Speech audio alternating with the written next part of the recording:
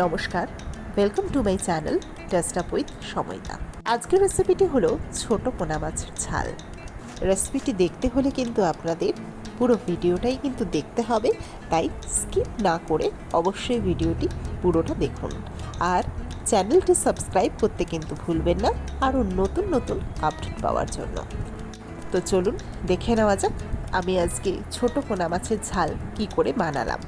প্রথমেই আমি ছোট পোনা মাছগুলিকে ভালো করে কেটে নুন, হলুদ এবং সর্ষের তেল দিয়ে মাখিয়ে প্রায় 1 ঘন্টা ম্যারিনেট করতে রেখে দিয়েছিলাম। এরপরে কড়াই গরম হতেই তার মধ্যে কিছুটা পরিমাণ সর্ষের তেল দিয়ে সেটি ভালো করে গরম হয়ে যাওয়ার পরে একে একে মাছগুলিকে ভেজে নিয়ে ভালো করে দুদিক ভেজে নিয়ে কিন্তু উঠিয়ে রেখেছিলাম।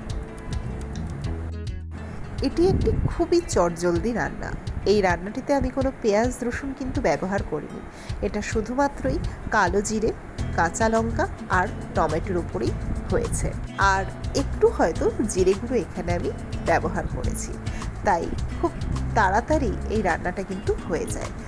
তেলের মধ্যে প্রথমেই আমি কালো জিরে আর লঙ্কাগুলোকে দিয়ে দিয়েছিলাম, আর তারপরে আমি যুক্ত করলাম টমেটোর পেস্ট। তার মধ্যে ছিল একটু কাশ্মীরি লঙ্কার গুঁড়ো, স্বাদ মতো নুন, একটু হলুদ, আর পরে আমি তার সাথে জিরে গুঁড়ো দিয়ে দিয়েছিলাম।